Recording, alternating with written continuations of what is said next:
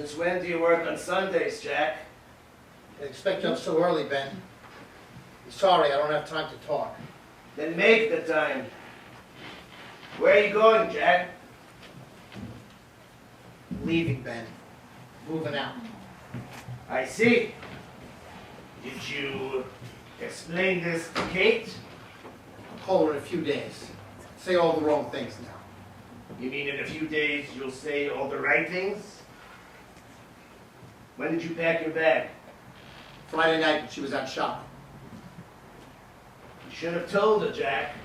You could have saved money on food for the week. Better go before she gets up. So, who tells her? Me? If you want me to tell her, you'd better pay me. And I get top money for telling my daughter her husband walked out on her. This isn't just happening yet.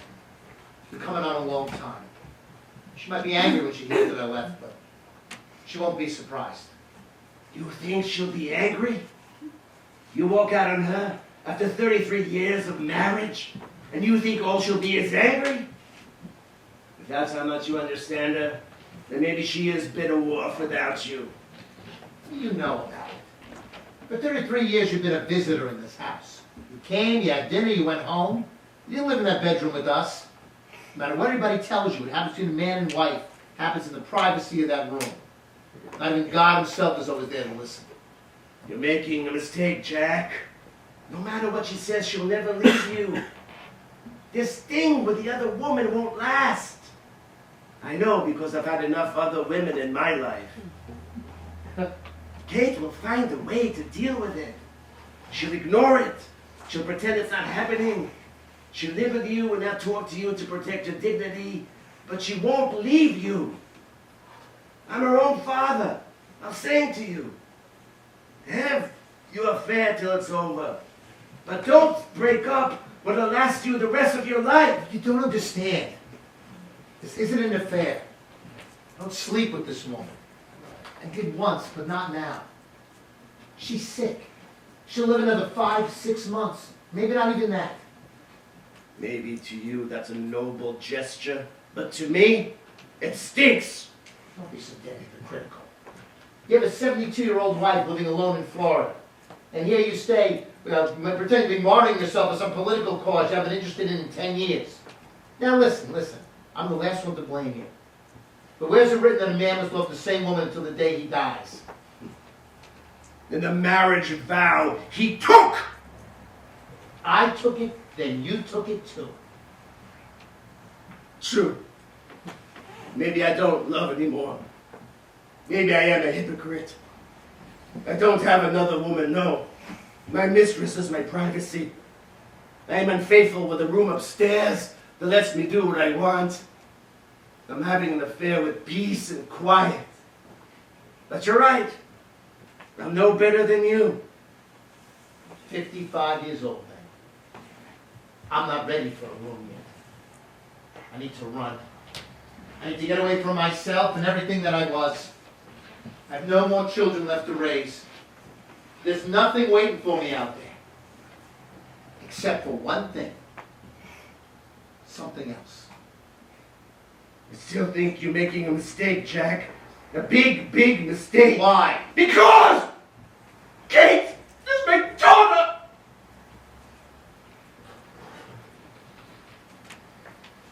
Call the boys tomorrow.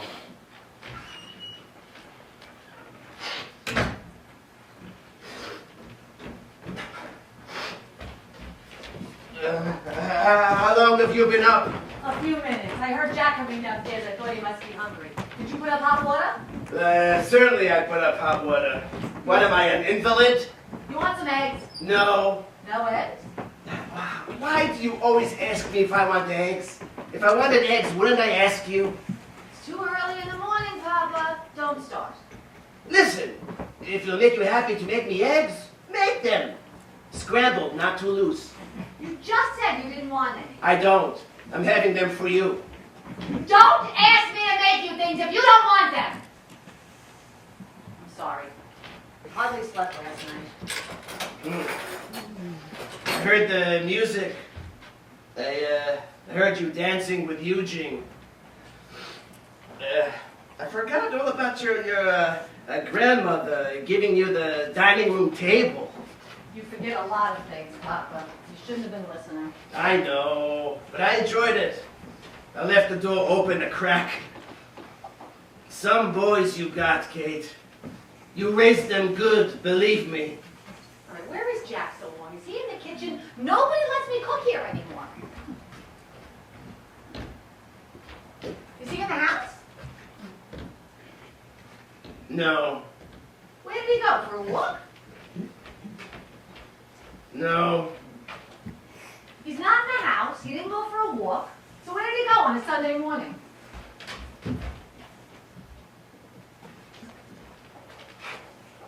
Why didn't you tell me? Do you think I wasn't expecting it? I didn't know how to say it. He's gone, Kate. He moved out. It's as simple as that.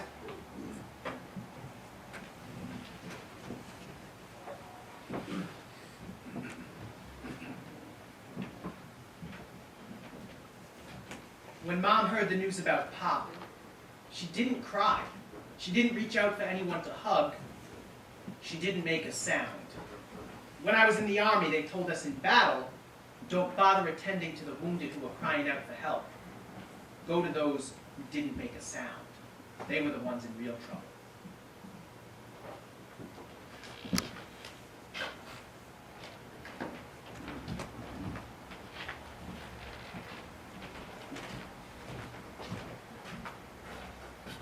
The winter moved on, and so did our careers. As the temperature grew colder, Stan and I got hotter. They doubled our salary at CBS, and we were washing our hands in the same John as Arthur Godfrey.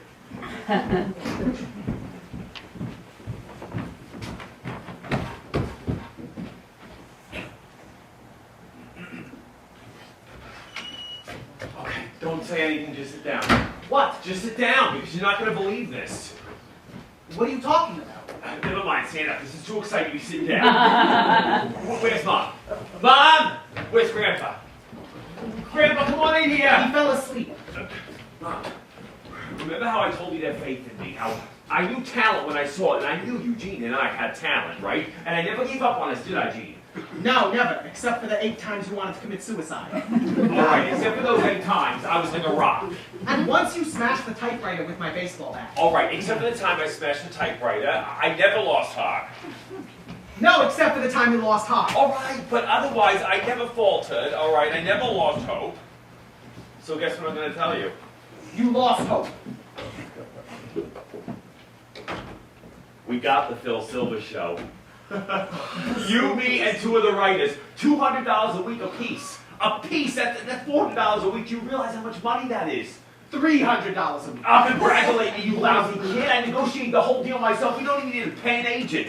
You're incredible. When do we start? 3 weeks from Monday. They asked if we would double on the Chubby Water show, but I turned them down. We can handle it. Why don't we do it? No.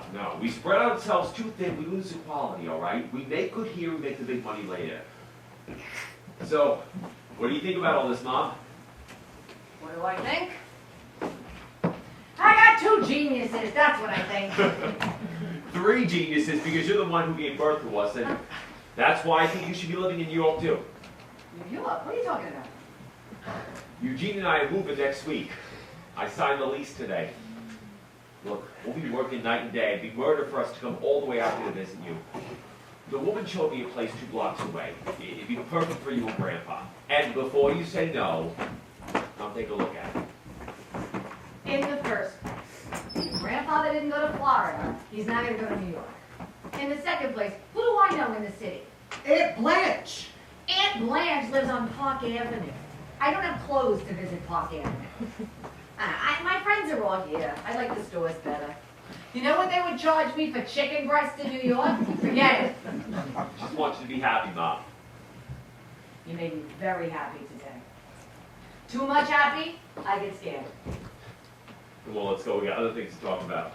And what day are you moving? Next Monday. Did you want to move it? We're not taking any furniture. We're getting all new stuff. We're just taking our clothes. You don't want that bureau? It's a beautiful bureau. Your father and I bought that new in Bamberg. That was 25 years ago, Mom. You don't want it? Don't take it. I'll keep it. Maybe your children will want it. Jean's children are not ready for marriage yet. Well, get ready. If I don't get grandchildren, what the hell did I need children for?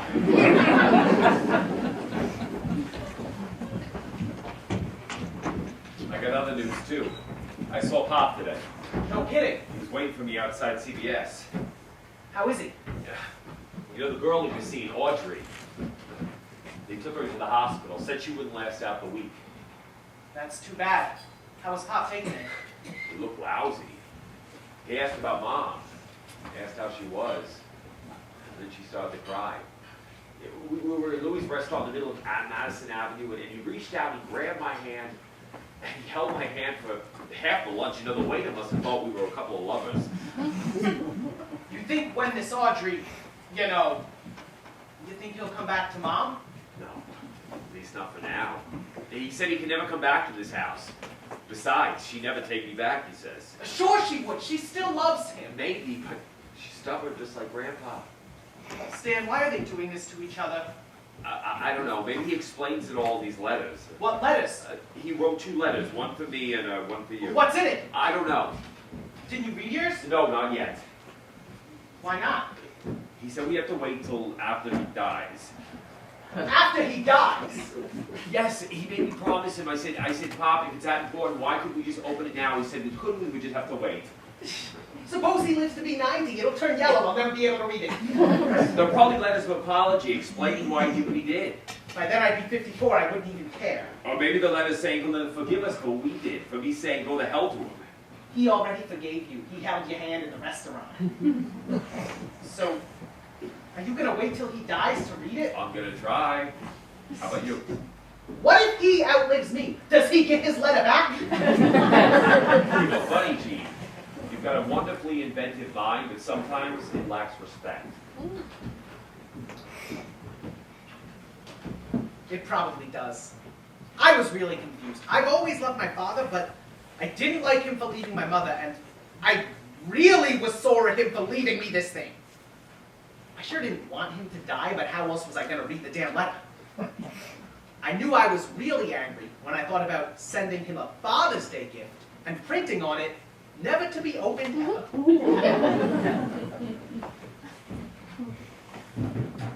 The following Monday was our last day in Brighton Beach. Stan and I didn't have much to take. We were going to throw out all our old clothes, but Mom put them in a box in the basement, just in case. Turns out daughters of socialists don't have too much faith in show business. Where's Mom? In the kitchen, making you 2 years' worth of cookies. Grandpa! Remember your promise! You're coming to the studio to watch our first show. Only if it's about something. If it's just funny, I'm not interested. No, this first show is about a girl from Mount Holyoke. She meets a guy named Myron Trotsky. What'd you tell him for? Now he knows the ending. You still like to kid me, you two. You think I never knew when you were kidding me? I'll tell you something. When you were kidding me, I was kidding you twice as much. All right, now don't jiggle the box too much. It makes crumbs. How much should we ask for them, Mom? We're going to sell them on the train. No, we're not taking the train. We're making this trip by cab. Don't let my friend see you getting into a cab. So am I gonna get a hug from you, Gramps? A hug yet? You really want to humiliate me, don't you? No. I just want to say goodbye.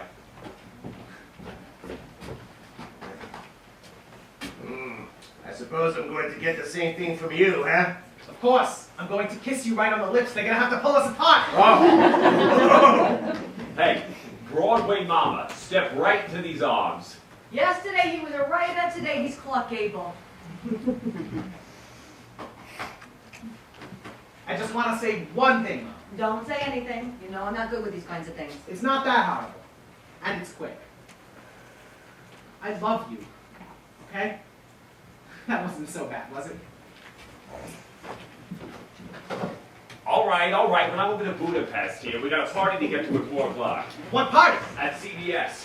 Do you realize how many gorgeous girls you're gonna meet tonight, Eugene? Stanley, you leave him alone. He's got Josie. I'm kidding, Ma. I won't let one gorgeous showgirl near him.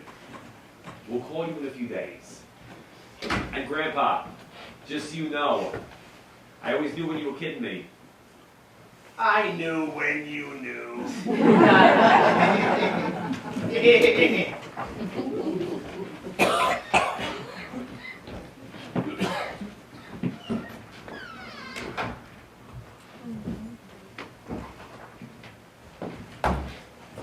Well, let's go. It's freezing. I just want to look at the house for a minute. All right, I'm gonna go call a cab. This is one party we're not missing, all right? Hey, I told you we'd make it, didn't I? I picked Joe DiMaggio on us. Not bad, huh?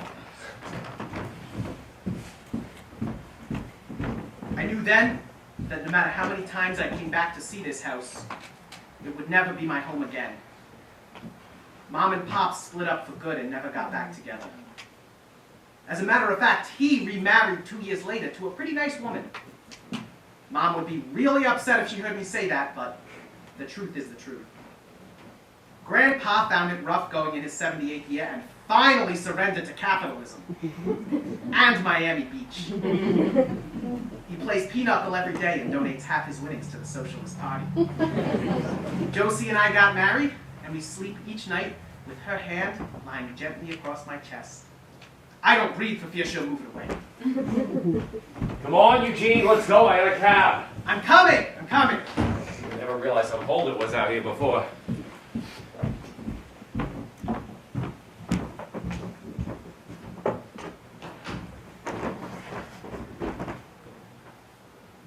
I didn't keep my promise to Pop. I opened his letter and read it. He didn't apologize, and he wasn't mad at me and Stan for what we wrote. The only thing he wanted was for us to understand his side of the story, but he never said what his side was. Contrary to popular belief, not everything in life comes to a clear-cut conclusion. Mom didn't do anything very interesting with the rest of her life, except wax her grandmother's table and bask in the joy of her son's success. But I never got the feeling she felt she sacrificed herself for us. In whatever she gave, she found her own quiet pleasure. I guess she was never comfortable with words like "I love you." A hard life can knock all the sentiment out of you. But all in all, she does consider herself a pretty lucky woman. After all, she did once dance with George Raft.